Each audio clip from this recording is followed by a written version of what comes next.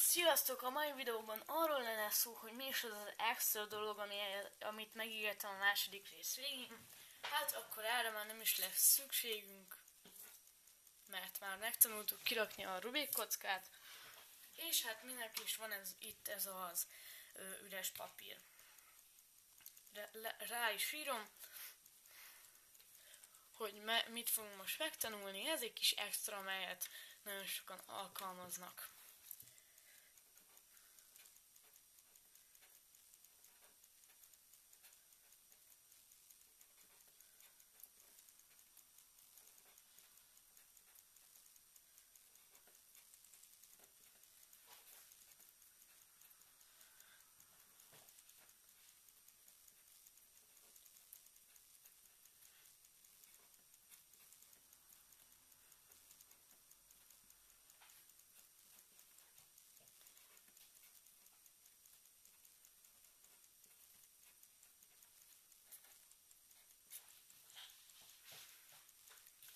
Látjátok, hogy ez teljesen azonos mindegyik.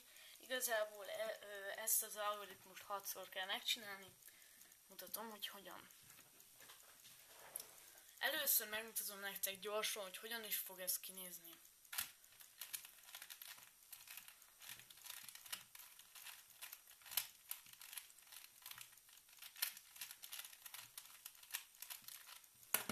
Így.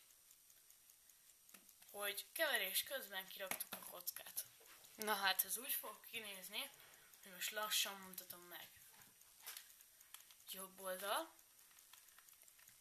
fel-vissza, jobb-vissza, fel.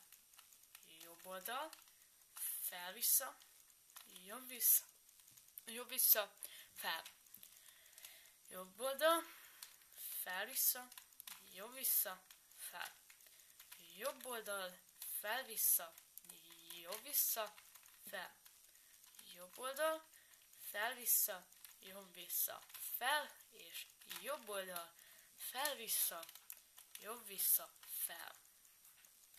Ennyi lenne, hogy keverés közben ki tudjuk rakni a Rubik kockát.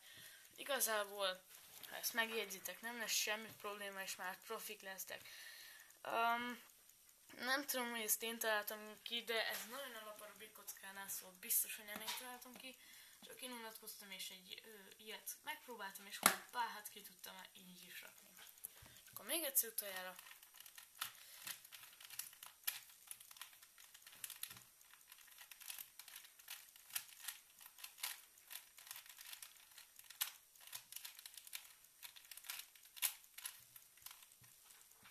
Nagyon kapkodtam, az igaz, de ettől függetlenül még így is meg lehet csinálni.